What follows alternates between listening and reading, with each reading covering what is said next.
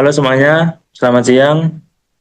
Perkenalkan kami dari kelompok 2. Hari ini kami akan mempresentasikan hasil kelompok kami, yaitu tentang analisis hubungan kecepatan angin terhadap tinggi gelombang di perairan Selat Sunda pada tahun 2024. Sebelumnya, perkenalkan dulu nama saya, Igus Yagung Alvin Aditya.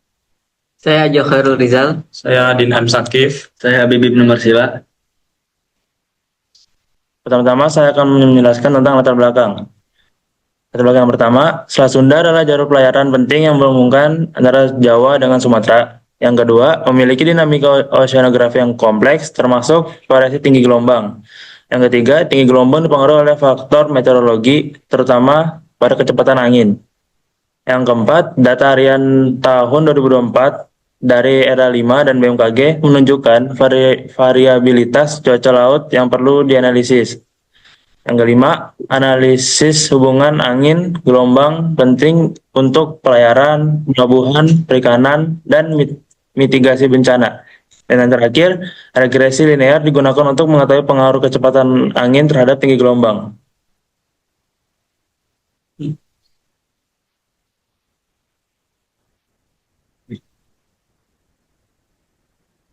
Berdasarkan latar belakang, lalu didapatkan rumusan masalah. Yang pertama, bagaimana karakteristik data kecepatan angin dan tinggi gelombang harian di perairan Selat Sunda selama tahun 2024?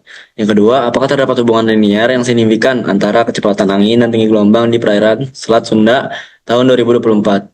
Yang ketiga, seberapa besar pengaruh kecepatan angin terhadap variasi tinggi gelombang berdasarkan model regresi linear yang terbentuk?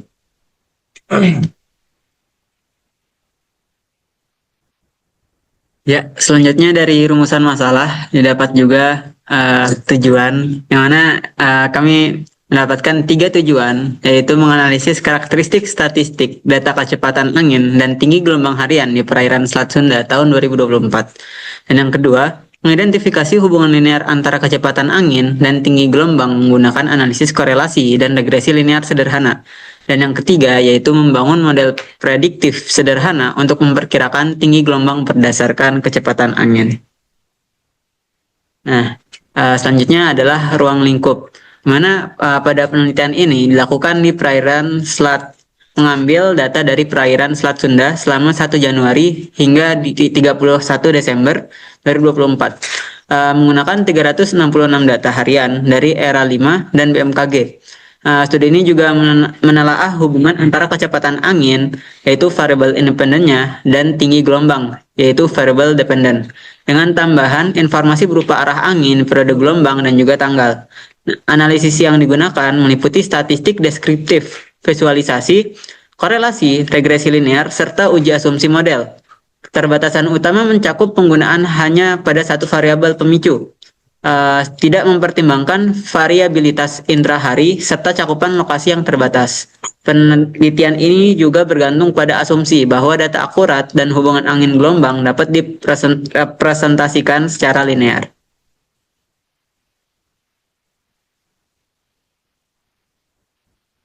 Kemudian ada deskripsi data. Data yang digunakan diambil dari ERA5 dan BMKG. Dataset ini berisi data harian selama satu periode Januari hingga 31 Desember. Kemudian data yang kita ambil itu yang pertama ada kecepatan angin dengan satuan meter per second, ada arah angin dengan satuan derajat, tinggi gelombang dengan satuan meter, dan periode gelombang dengan satuan S, detik. Kemudian ada karakteristik atribut, yang pertama ada tanggal, jenis datanya tanggal, terus deskripsinya tanggal observasi pada tahun 2024. Terus ada kecepatan angin, jenis datanya numerik, deskripsinya adalah kecepatan angin di permukaan. Kemudian ada arah angin, jenis datanya numerik juga, terus tinggi gelombang, jenis datanya numerik, periode gelombang numerik juga, lokasi jenis datanya kategori, deskripsinya di Selat Sunda, sumber data, jenis datanya kategori, deskripsinya dari ERA5 dan BMKG. Terus ada statistik deskriptif. Statistik deskriptif ini berisi ada mean, median, standar deviasi, minimum, maksimum, range, kuartil 1, kuartil 2, kuartil 3, terus skewness sama kurtosis dengan formula Excel-nya seperti yang ada di tabel. Dan kita mendapatkan nilai kecepatan angin dan tinggi gelombang dari formula Excel tersebut. Terus kemudian ini adalah visualisasi data yang kita buat, berisi perbandingan antara gelombang maksimum dan kecepatan angin. Terdapat 8 visualisasi yang kita buat. Ya, oke. Selanjutnya itu adalah analisis korelasi. Nah, dapat dilihat pada visualisasi terdapat rata-rata kecepatan angin per bulan dan juga rata-rata tinggi gelombang per bulan. Nah, visualisasi ini menggunakan heat map.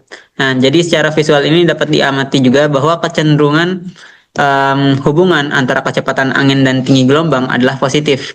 Yang artinya ketika kecepatan angin itu akan meningkat, tinggi gelombang juga cenderung akan meningkat. Sebagai contoh, pada bulan Januari dan Februari yang memiliki kecepatan angin tertinggi, mana masing-masing 7,22 meter per second dan 7,01 meter per second, juga menunjukkan tinggi gelombang yang relatif besar, yaitu 1,73 meter dan juga 1,62 meter. Sebaliknya, pada bulan April dan November yang memiliki kecepatan angin terendah, yaitu 6,11 meter per second dan juga 6,31 meter per second, menghasilkan tinggi gelombang yang lebih rendah, yaitu 1,65 meter dan 1,62 meter. Nah, pola ini selaras dengan teori pembentukan gelombang, di mana energi angin yang diberikan ke permukaan laut berhubungan erat dengan besarnya kecepatan angin, menurut Holthusen tahun 2007.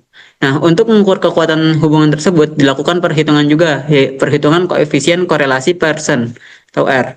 Nah, hasil dari perhitungan itu memperlihatkan nilai R sebesar 0,85, yang artinya menunjukkan adanya hubungan positif yang kuat antara kecepatan angin bulanan dan juga tinggi gelombang bulanan di Selat Sunda selama tahun 2024. Nah, nilai koefisien determinasi atau R kuadrat sebesar 0,72. Hal ini mengindikasikan bahwa sekitar 72% perubahan tinggi gelombang dapat dijelaskan oleh perubahan kecepatan angin.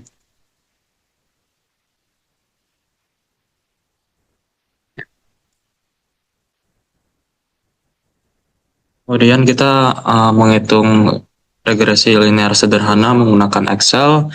Didapat hasil analisisnya adalah regresi linear menghasilkan persamaan prediksi tinggi gelombang Y sama dengan 1,194 ditambah 0,061X, di mana X adalah kecepatan angin. Akan meningkatkan tinggi gelombang sekitar 0,061 meter. Koefisien regresi baik intercept maupun slope disignifikan secara statistik. P-value-nya kurang dari 0,05, menunjukkan adanya hubungan positif antara kecepatan angin dan tinggi gelombang. Namun nilai kuadrat sebesar 0,052 mengindikasikan bahwa hanya 5,2% varian tinggi gelombang dapat dijelaskan oleh kecepatan angin, sehingga meskipun hubungannya signifikan, daya prediksi model ini tergolong lemah dan disarankan untuk mengeksplorasi variabel yang lain mungkin lebih berpengaruh.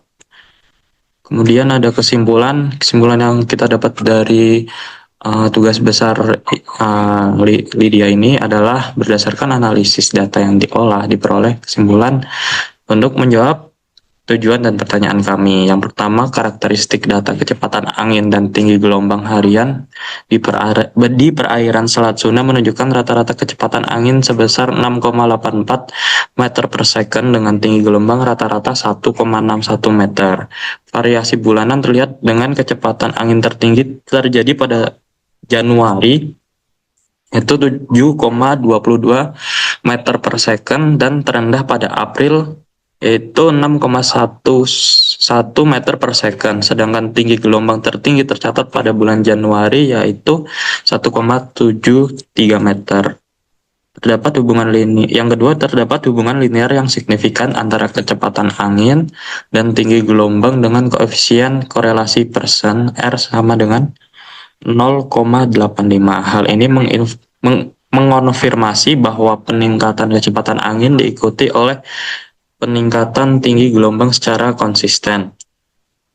Yang ketiga, pengaruh kecepatan angin terhadap variasi tinggi gelombang sebesar 72% berdasarkan koefisien determinasi 0,72. Ini menunjukkan bahwa kecepatan angin menjadi faktor dominan dalam memprediksi perubahan gelombang di wilayah studi.